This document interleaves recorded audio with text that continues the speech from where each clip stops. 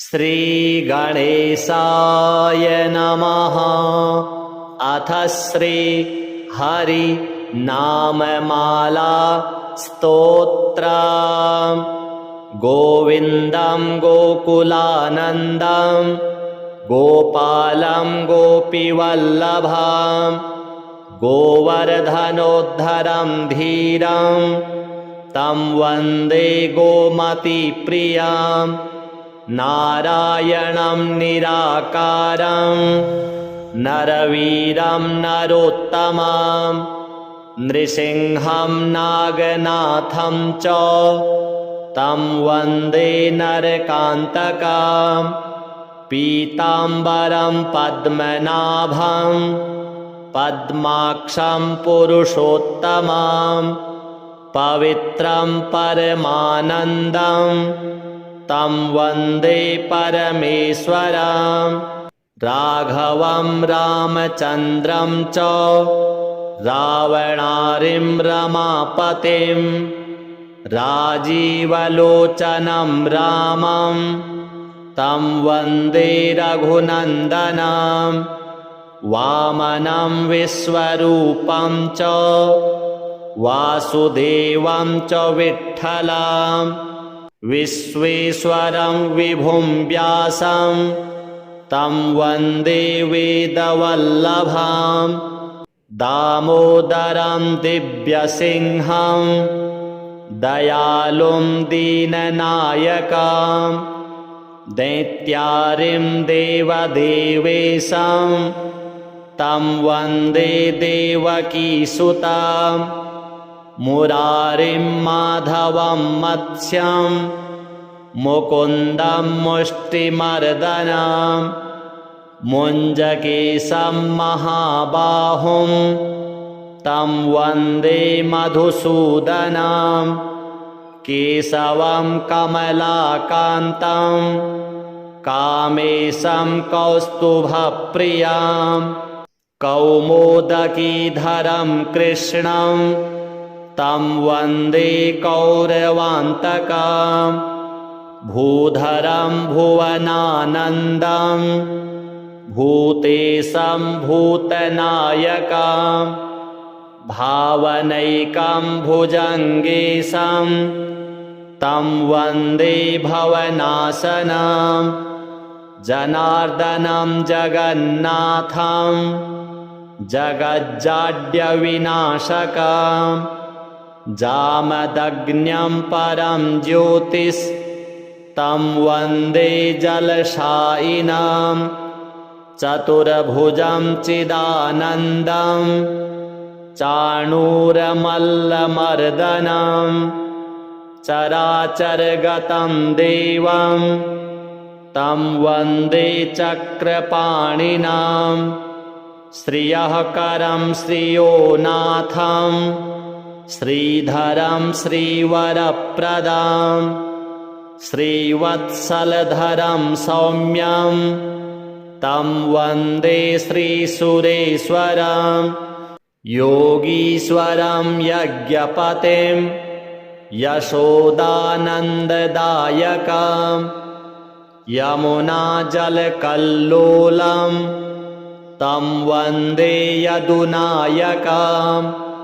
शालग्रामशिलाशुद्धं शङ्खचक्रोपशोभितं सुरासुरैः सदा सेव्यं तं वन्दे साधुवल्लभं। त्रिविक्रमं तपोमूर्तिं त्रिविधाघौगनाशनं त्रिस्थलं तीर्थराजेन्द्रं तं वन्दे तुलसीप्रियम्। अनन्तमादिपुरुषम् अच्युतं च वरप्रदम् आनन्दं च सदानन्दं तं वन्दे चाघनाशनं। लीलया धृतभूभारं लोकसत्त्वैकवन्दितं लोकेश्वरं च श्रीकान्तं तं वन्दे लक्ष्मणप्रियं। हरिं च हरिणाक्षं च हरिनाथं हरिप्रियां हलायुधसहायं च तं वन्दे हनुमत्पतिं हरिनामकृता माला पवित्रा पापनाशिनी बलिराजेन्द्रेण च उक्ता कंठे धार्या प्रयत्नतः श्री हरिदेवार्पणमस्तु। गोविन्दं गोकुलानन्दं गोपालं गोपीवल्लभं गोवर्धनोद्धरं धीरं तं वन्दे गोमतीप्रियं नारायणं निराकारं नरवीरं नरोत्तमं नृसिंहं नागनाथं च तं वन्दे नरकान्तकं पीताम्बरं पद्मनाभं पद्माक्षं पुरुषोत्तमं पवित्रं परमानन्दं तं वन्दे परमेश्वरं राघवं रामचन्द्रं च रावणारिं रमापतिं राजीवलोचनं रामं तं वन्दे रघुनन्दनं वामनं विश्वरूपं च वासुदेवं च विठ्ठलं विश्वेश्वरं विभुं व्यासं तं वन्दे वेदवल्लभं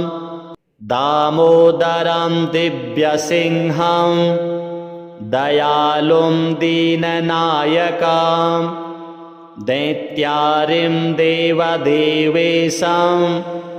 तं वन्दे देवकीसुतं मुरारिं माधवं मत्स्यं मुकुन्दं मुष्टिमर्दनं मुञ्जकेशं महाबाहुं तं वन्दे मधुसूदनं केशवं कमलाकान्तं कामेशं कौस्तुभप्रियं कौमोदकीधरं कृष्णं तं वन्दे कौरवान्तकं भूधरं भुवनानन्दं भूतेशं भूतनायकं भावनैकं भुजङ्गेशं तं वन्दे भवनाशनं जनार्दनं जगन्नाथं जगज्जाड्यविनाशकं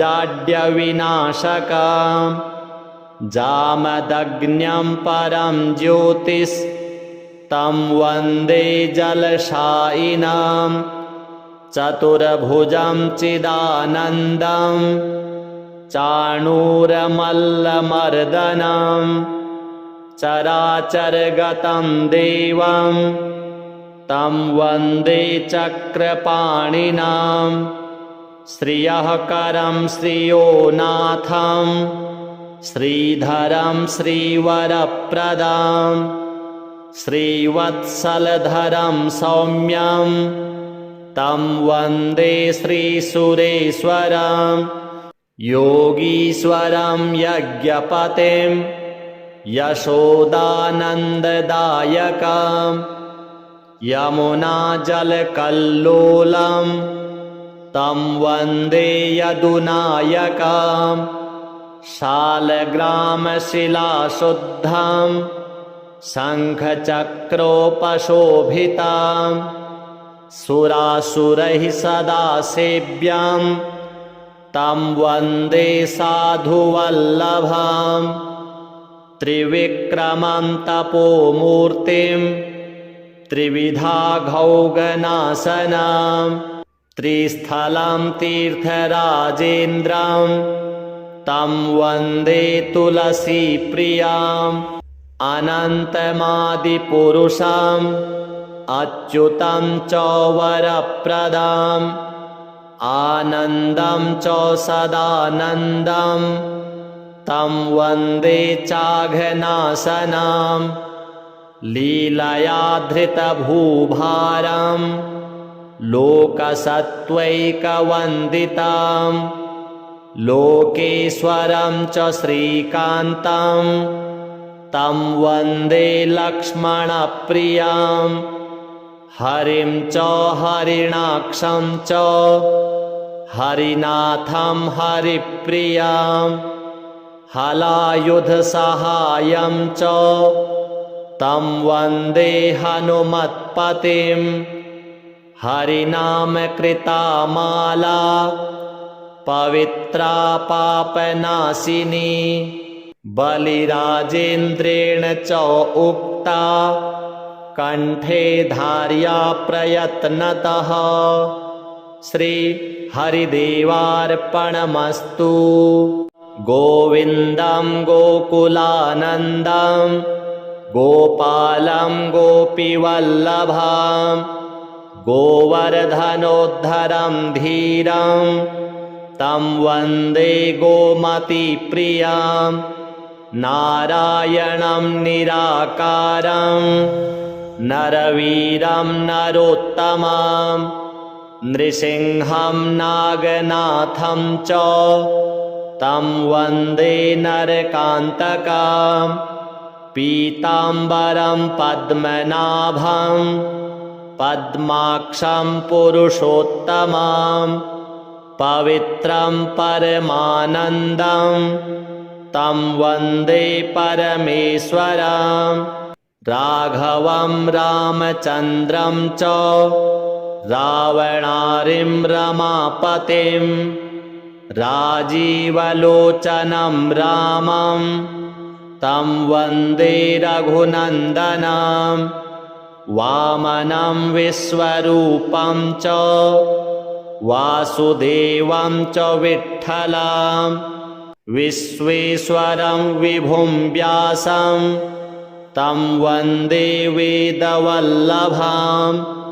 दामोदरं दिव्यसिंहं दयालुं दीननायकं दैत्यारिं देवदेवेशं तं वन्दे देवकीसुतं मुरारिं माधवं मत्स्यं मुकुन्दं मुष्टिमर्दनं मुञ्जकेशं महाबाहुं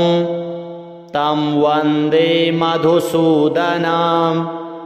केशवं कमलाकान्तं कामेशं कौस्तुभप्रियं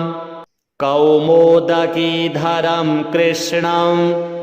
तं वन्दे कौरवान्तकं भूधरं भुवनानन्दं भूतेशं भूतनायकं भावनैकं भुजङ्गेशं तं वन्दे भवनाशनं जनार्दनं जगन्नाथं जगज्जाड्यविनाशकं जामदग्न्यं परं ज्योतिस्तं वन्दे जलशायिनं चतुर्भुजं चिदानन्दं चाणूरमल्लमर्दनं चराचरगतं देवं तं वन्दे चक्रपाणिनं श्रियःकरं श्रियोनाथं श्रीधरं श्रीवरप्रदं श्रीवत्सलधरं सौम्यं तं वन्दे श्रीसुरेश्वरं योगीश्वरं यज्ञपतिं यशोदानन्ददायकं यमुनाजलकल्लोलं तं वन्दे यदुनायकं शालग्रामशिलाशुद्धं शङ्खचक्रोपशोभितां सुरासुरैः सदा सेव्यं तं वन्दे साधुवल्लभां त्रिविक्रमं तपोमूर्तिं त्रिविधाघौगनाशनां त्रिस्थलं तीर्थराजेन्द्रं तं वन्दे तुलसीप्रियाम् अनन्तमादिपुरुषम् अच्युतं च वरप्रदाम् आनन्दं च सदानन्दं तं वन्दे चाघनाशनां लीलया धृतभूभारं लोकसत्त्वैकवन्दितां लोकेश्वरं च श्रीकान्तं तं वन्दे लक्ष्मणप्रियां हरिं च हरिणाक्षं च हरिनाथं हरिप्रियां हलायुधसहायं च तं वन्दे हनुमत्पतिं हरिनामकृता माला पवित्रा पापनाशिनी बलिराजेन्द्रेण च उक्ता कंठे धार्या प्रयत्नतः श्री हरिदेवार्पणमस्तु। गोविन्दं गोकुलानन्दं गोपालं गोपीवल्लभां गोवर्धनोद्धरं धीरं तं वन्दे गोमतीप्रियां नारायणं निराकारं नरवीरं नरोत्तमं नृसिंहं नागनाथं च तं वन्दे नरकान्तकं पीताम्बरं पद्मनाभं पद्माक्षं पुरुषोत्तमं पवित्रं परमानन्दं तं वन्दे परमेश्वरं राघवं रामचन्द्रं च रावणारिं रमापतिं राजीवलोचनं रामं तं वन्दे रघुनन्दनं वामनं विश्वरूपं च वासुदेवं च विठ्ठलं विश्वेश्वरं विभुं व्यासं तं वन्दे वेदवल्लभां दामोदरं दिव्यसिंहं दयालुं दीननायकं दैत्यारिं देवदेवेशं तं वन्दे देवकीसुतं मुरारिं माधवं मत्स्यं मुकुन्दं मुष्टिमर्दनं मुञ्जकेशं महाबाहुं तं वन्दे मधुसूदनं केशवं कमलाकान्तं कामेशं कौस्तुभप्रियं कौमोदकीधरं कृष्णं तं वन्दे कौरवान्तकं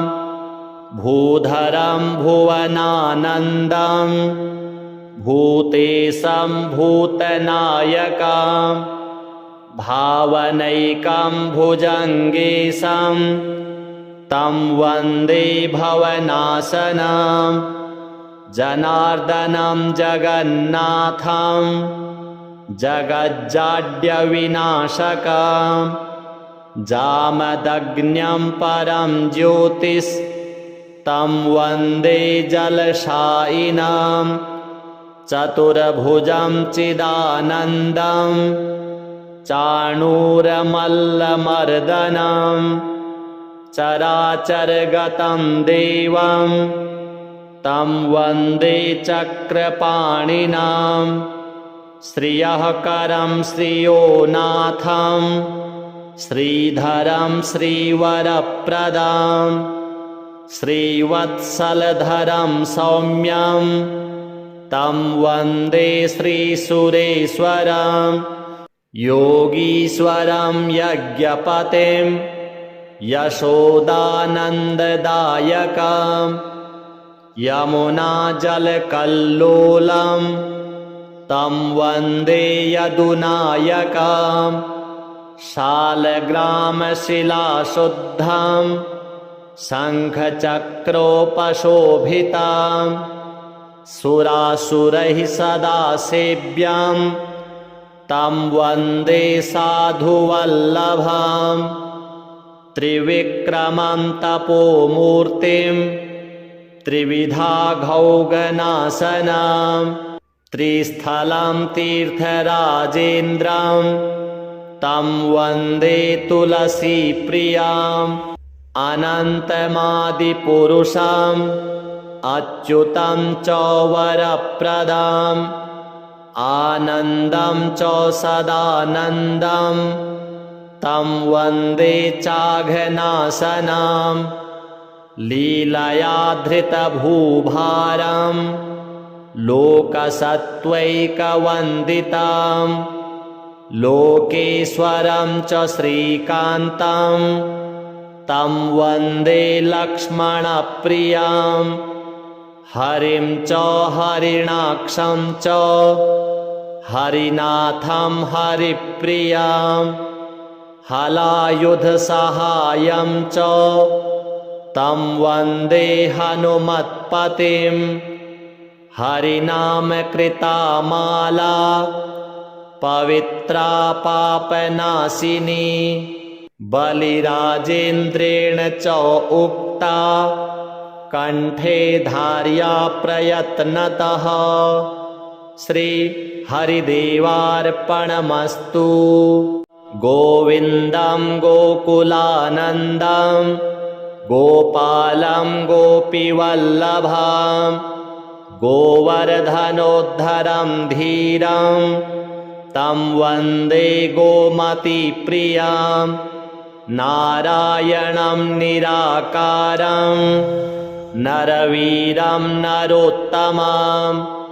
नृसिंहं नागनाथं च तं वन्दे नरकान्तकं पीताम्बरं पद्मनाभं पद्माक्षं पुरुषोत्तमं पवित्रं परमानन्दं तं वन्दे परमेश्वरं राघवं रामचन्द्रं च रावणारिं रमापतिं राजीवलोचनं रामं तं वन्दे रघुनन्दनं वामनं विश्वरूपं च वासुदेवं च विठ्ठलं विश्वेश्वरं विभुं व्यासं तं वन्दे वेदवल्लभं दामोदरं दिव्यसिंहं दयालुं दीननायकं दैत्यारिं देवदेवेशं तं वन्दे देवकीसुतं मुरारिं माधवं मत्स्यं मुकुन्दं मुष्टिमर्दनं मुञ्जकेशं महाबाहुं तं वन्दे मधुसूदनं केशवं कमलाकान्तं कामेशं कौस्तुभप्रियं कौमोदकीधरं कृष्णं तं वन्दे कौरवान्तकं भूधरं भुवनानन्दं भूतेशं भूतनायकं भावनैकं भुजङ्गेशं तं वन्दे भवनाशनं जनार्दनं जगन्नाथं जगज्जाड्यविनाशकं जामदग्न्यं परं ज्योतिस्तं वन्दे जलशायिनं चतुर्भुजं चिदानन्दं चाणूरमल्लमर्दनं चराचरगतं देवं तं वन्दे चक्रपाणिनां श्रियःकरं श्रियोनाथं श्रीधरं श्रीवरप्रदां श्रीवत्सलधरं सौम्यं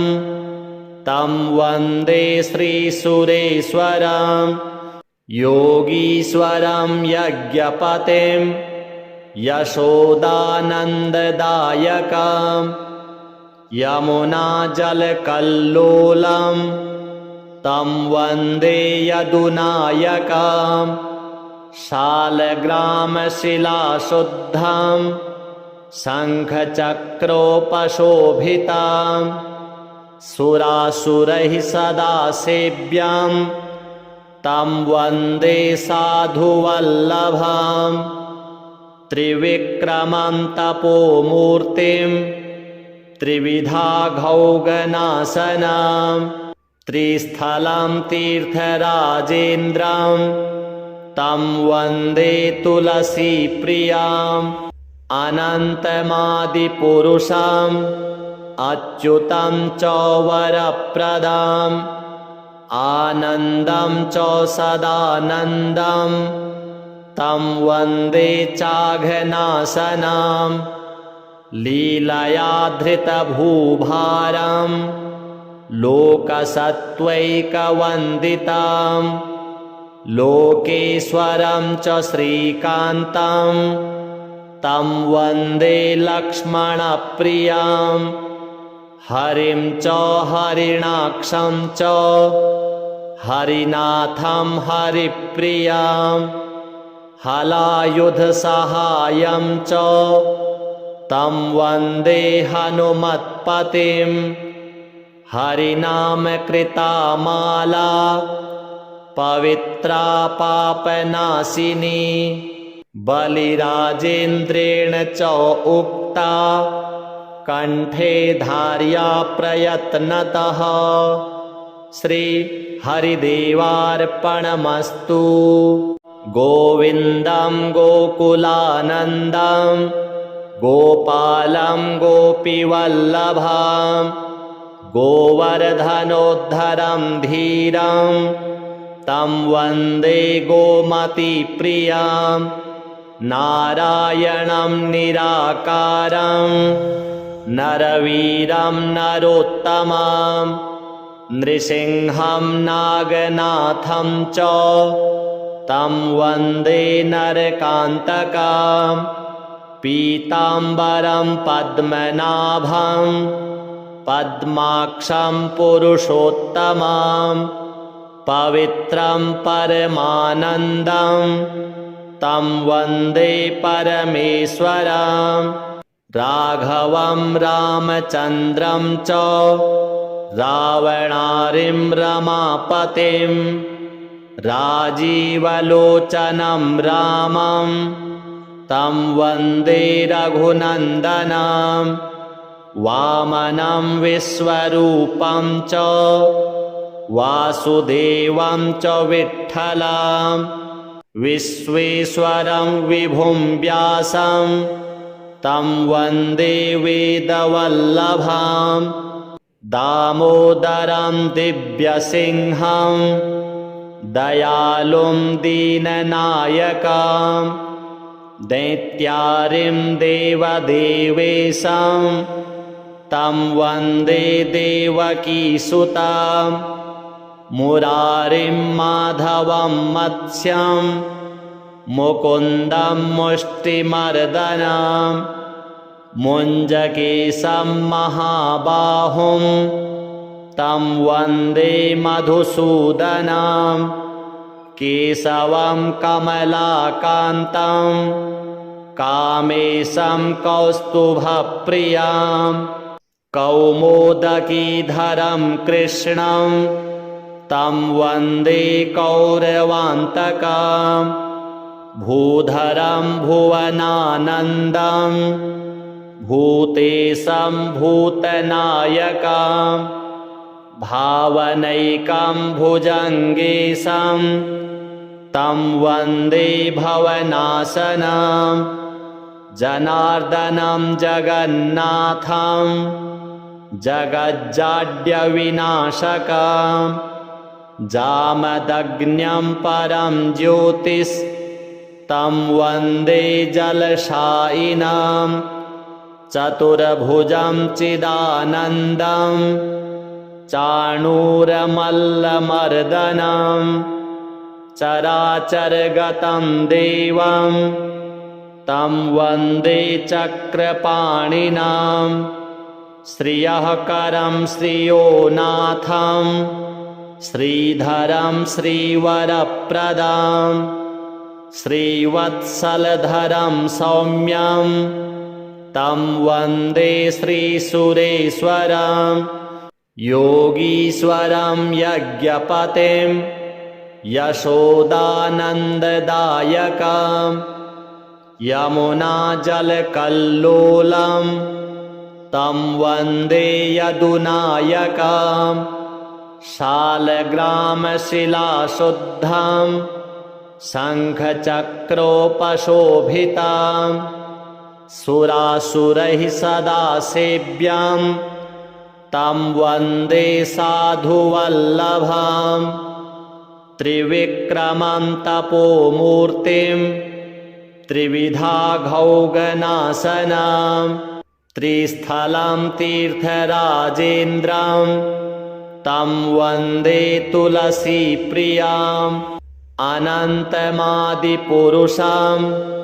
अच्युतं च वरप्रदम् आनन्दं च सदानन्दं तं वन्दे चाघनाशनं लीलया धृतभूभारं लोकसत्त्वैकवन्दितं लोकेश्वरं च श्रीकान्तं तं वन्दे लक्ष्मणप्रियं हरिं च हरिणाक्षं च हरिनाथं हरिप्रियं हलायुधसहायं च तं वन्दे हनुमत्पतिं हरिनामकृता माला पवित्रा पापनाशिनी बलिराजेन्द्रेण च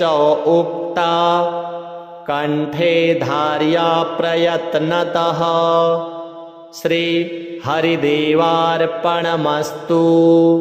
गोविन्दं गोकुलानन्दं गोपालं गोपीवल्लभं गोवर्धनोद्धरं धीरं तं वन्दे गोमतीप्रियं नारायणं निराकारं नरवीरं नरोत्तमं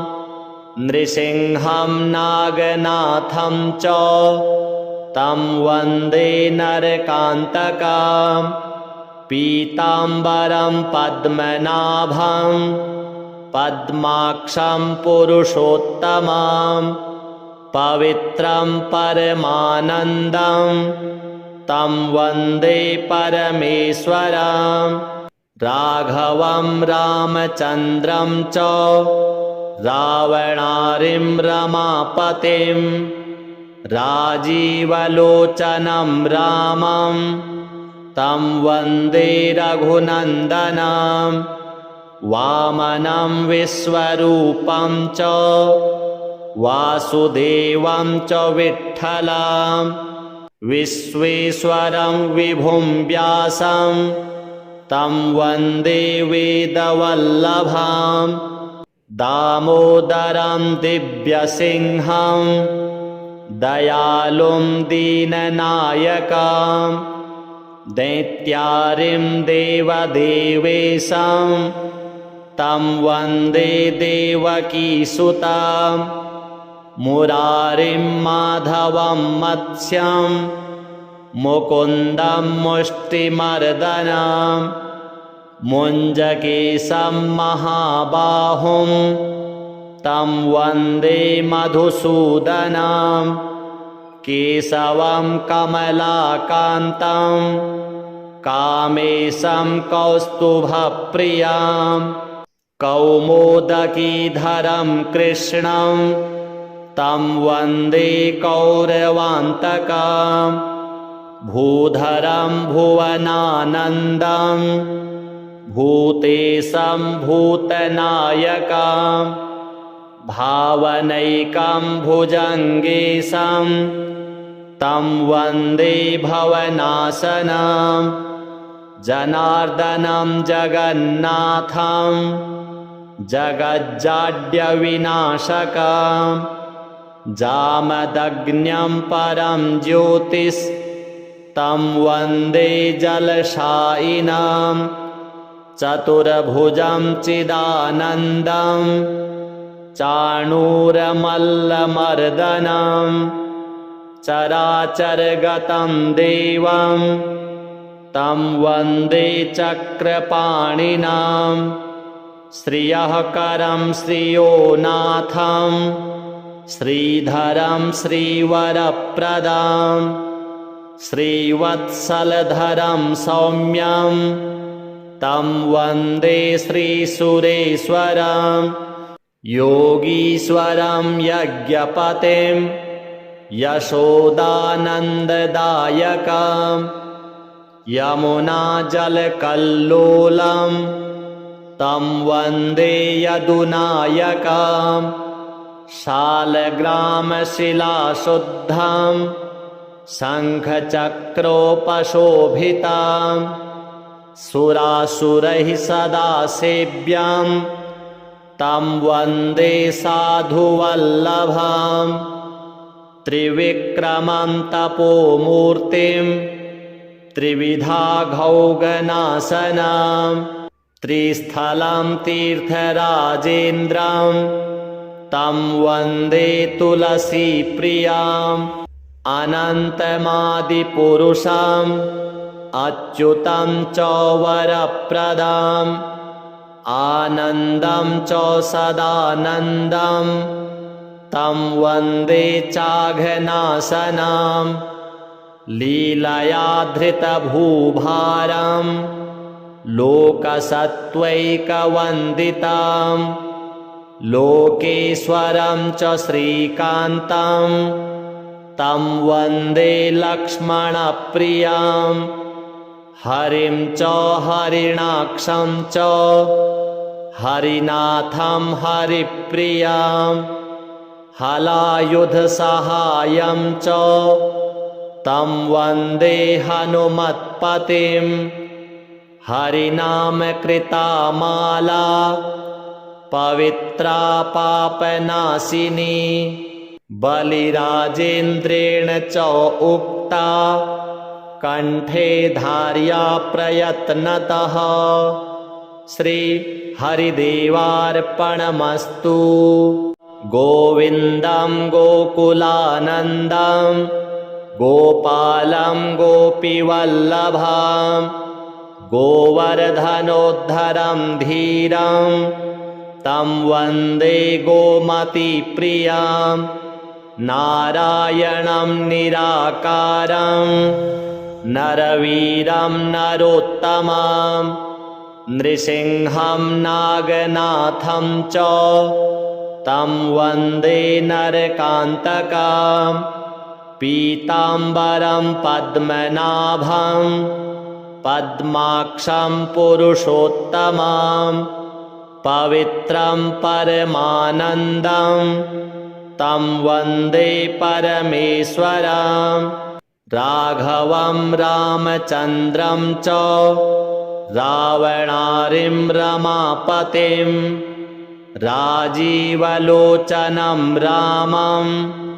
तं वन्दे रघुनन्दनं वामनं विश्वरूपं च वासुदेवं च विठ्ठलं विश्वेश्वरं विभुं व्यासं तं वन्दे वेदवल्लभं दामोदरं दिव्यसिंहं दयालुं दीननायकं दैत्यारिं देवदेवेशं तं वन्दे देवकीसुतं मुरारिं माधवं मत्स्यं मुकुन्दं मुष्टिमर्दनं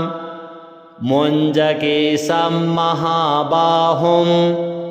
तं वन्दे मधुसूदनं केशवं कमलाकान्तं कामेशं कौस्तुभप्रियं कौमोदकीधरं कृष्णं तं वन्दे कौरवान्तकं भूधरं भुवनानन्दं भूतेशं भूतनायकं भावनैकं भुजङ्गेशं तं वन्दे भवनाशनं जनार्दनं जगन्नाथं जगज्जाड्यविनाशकं जामदग्न्यं परं ज्योतिस्तं वन्दे जलशायिनं चतुर्भुजं चिदानन्दं चाणूरमल्लमर्दनं चराचरगतं देवं तं वन्दे चक्रपाणिनां श्रियःकरं श्रियोनाथं श्रीधरं श्रीवरप्रदं श्रीवत्सलधरं सौम्यं तं वन्दे श्रीसुरेश्वरं योगीश्वरं यज्ञपतिं यशोदानन्ददायकं यमुनाजलकल्लोलं तं वन्दे यदुनायकं शालग्रामशिलाशुद्धं शङ्खचक्रोपशोभितं सुरासुरैः सदा सेव्यं तं वन्दे साधुवल्लभं त्रिविक्रमं तपोमूर्तिं त्रिविधाघौगनाशनं त्रिस्थलं तीर्थराजेन्द्रं तं वन्दे तुलसीप्रियम् अनन्तमादिपुरुषम् अच्युतं च वरप्रदम् आनन्दं च सदानन्दं तं वन्दे चाघनाशनं लीलया धृतभूभारं लोकसत्त्वैकवन्दितं लोकेश्वरं च श्रीकान्तं तं वन्दे लक्ष्मणप्रियं हरिं च हरिणाक्षं च हरिनाथं हरिप्रियं हलायुधसहायं च तं वन्दे हनुमत्पतिं हरिनामकृता माला पवित्रा पापनाशिनी बलिराजेन्द्रेण च उक्ता कण्ठे धार्या प्रयत्नतः श्री हरिदेवार्पणमस्तु। गोविन्दं गोकुलानन्दं गोपालं गोपीवल्लभं गोवर्धनोद्धरं धीरं तं वन्दे गोमतीप्रियं नारायणं निराकारं नरवीरं नरोत्तमं नृसिंहं नागनाथं च तं वन्दे नरकान्तकं पीताम्बरं पद्मनाभं पद्माक्षं पुरुषोत्तमं पवित्रं परमानन्दं तं वन्दे परमेश्वरं राघवं रामचन्द्रं च रावणारिं रमापतिं राजीवलोचनं रामं तं वन्दे रघुनन्दनं वामनं विश्वरूपं च वासुदेवं च विठ्ठलं विश्वेश्वरं विभुं व्यासं तं वन्दे वेदवल्लभां दामोदरं दिव्यसिंहं दयालुं दीननायकं दैत्यारिं देवदेवेशं तं वन्दे देवकीसुतं मुरारिं माधवं मत्स्यं मुकुन्दं मुष्टिमर्दनं मुञ्जकेशं महाबाहुं तं वन्दे मधुसूदनं केशवं कमलाकान्तं कामेशं कौस्तुभप्रियं कौमोदकीधरं कृष्णं तं वन्दे कौरवान्तकं भूधरं भुवनानन्दं भूतेशं भूतनायकं भावनैकं भुजङ्गेशं तं वन्दे भवनाशनं जनार्दनं जगन्नाथं जगज्जाड्यविनाशकं जामदग्न्यं परं ज्योतिस्तं वन्दे जलशायिनं चतुर्भुजं चिदानन्दं चाणूरमल्लमर्दनं चराचरगतं देवं तं वन्दे चक्रपाणिनं श्रियःकरं श्रियोनाथं श्रीधरं श्रीवरप्रदं श्रीवत्सलधरं सौम्यं तं वन्दे श्रीसुरेश्वरं योगीश्वरं यज्ञपतिं यशोदानन्ददायकं यमुनाजलकल्लोलं तं वन्दे यदुनायकं शालग्रामशिलाशुद्धं शङ्खचक्रोपशोभितं सुरासुरैः सदा सेव्यं तं वन्दे साधुवल्लभं त्रिविक्रमं तपोमूर्तिं त्रिविधाघौगनाशनं त्रिस्थलं तीर्थराजेन्द्रं तं वन्दे तुलसीप्रियम् अनन्तमादिपुरुषम् अच्युतं च वरप्रदम् आनन्दं च सदानन्दं तं वन्दे चाघनाशनं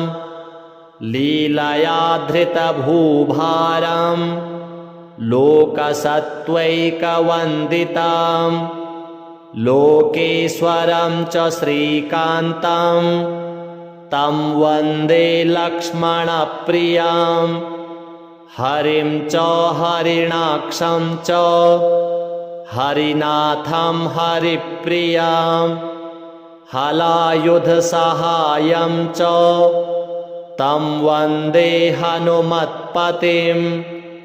हरिनामकृता माला पवित्रा पापनाशिनी बलिराजेन्द्रेण च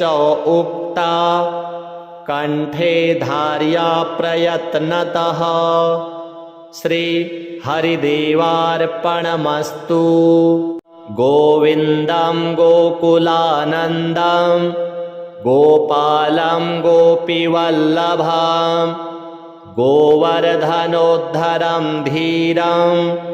तं वन्दे गोमतीप्रियं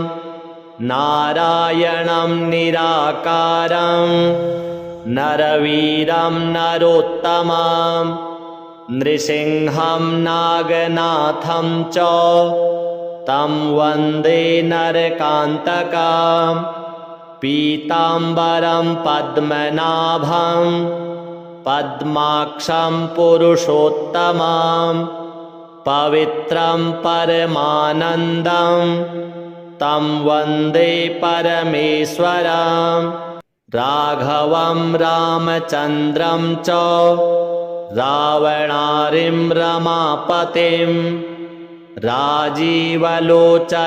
रामं तं वन्दे रघुनन्दनं वामनं विश्वरूपं च वासुदेवं च विठ्ठलं विश्वेश्वरं विभुं व्यासं तं वन्दे वेदवल्लभं दामोदरं दिव्यसिंहं दयालुं दीननायकं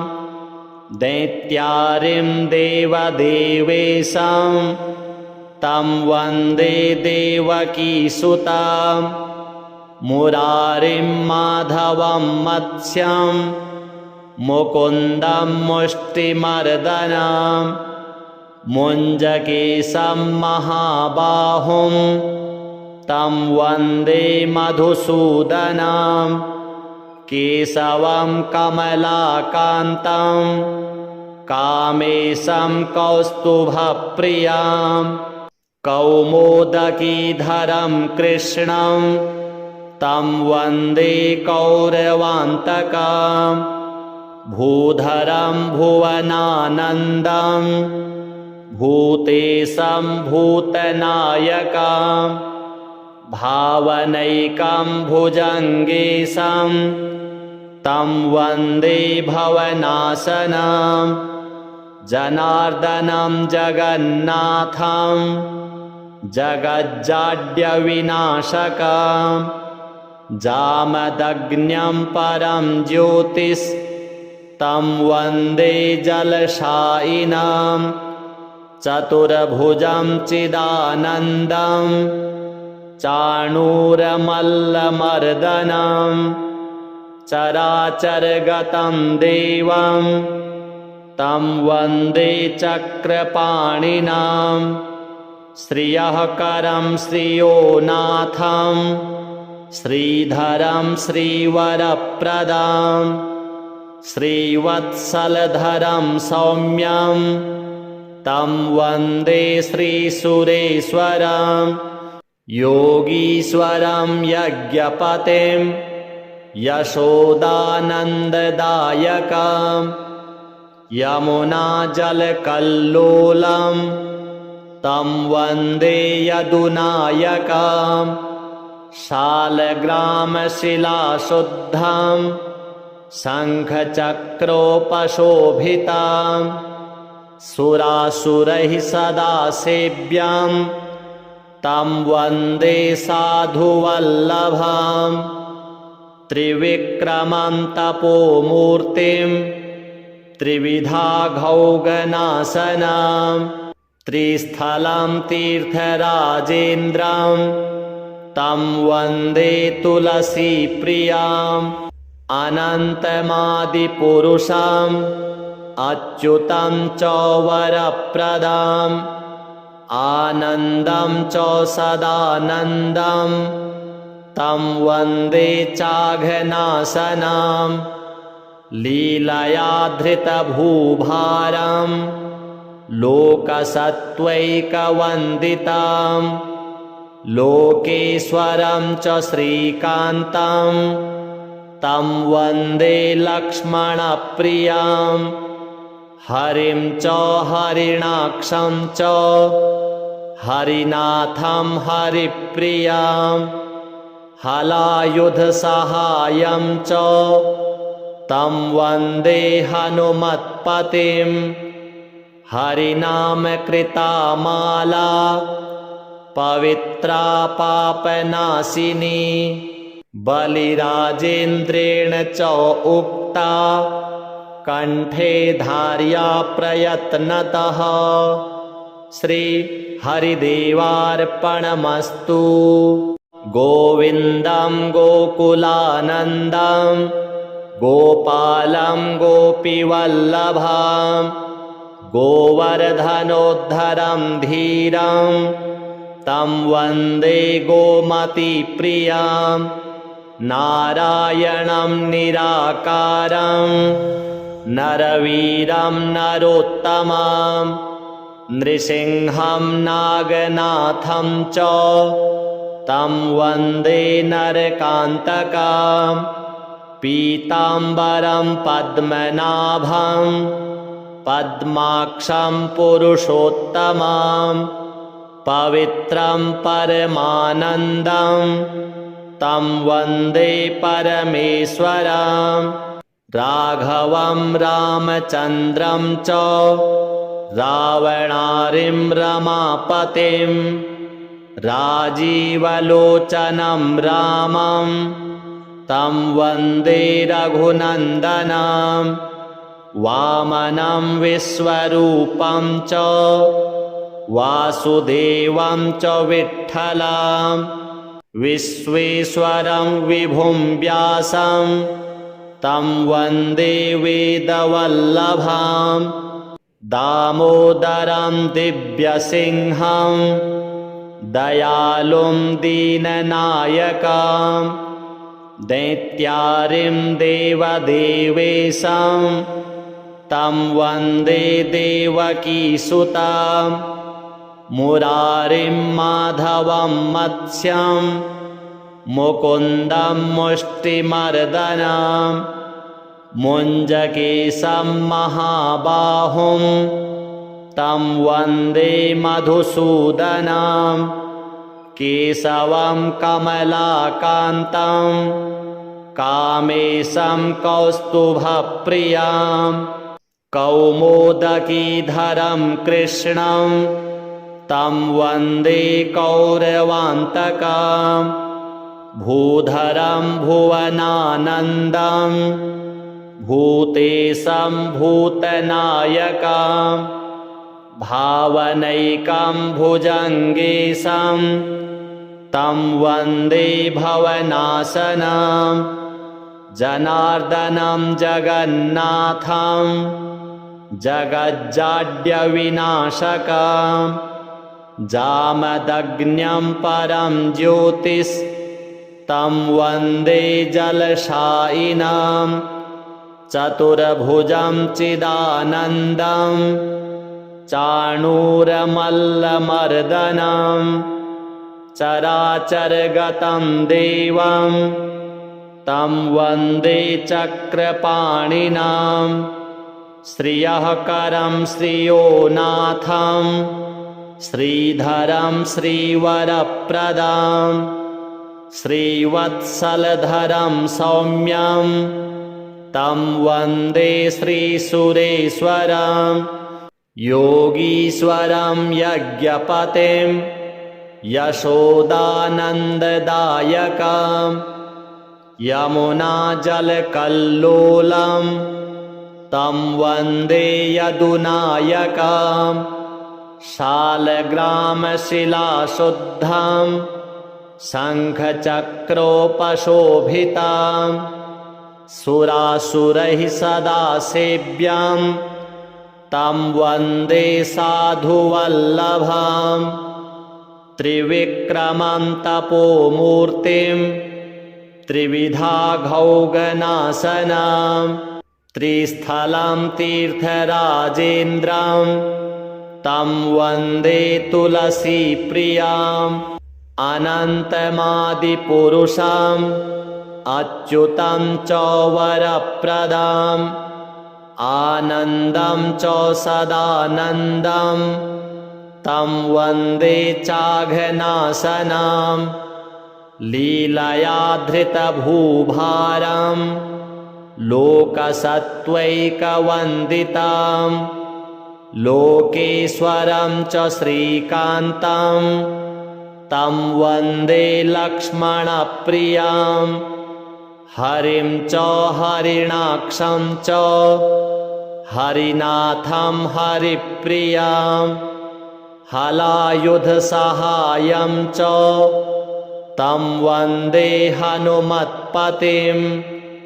हरिनामकृता माला पवित्रा पापनाशिनी बलिराजेन्द्रेण च उक्ता कंठे धार्या प्रयत्नतः श्री हरिदेवार्पणमस्तु।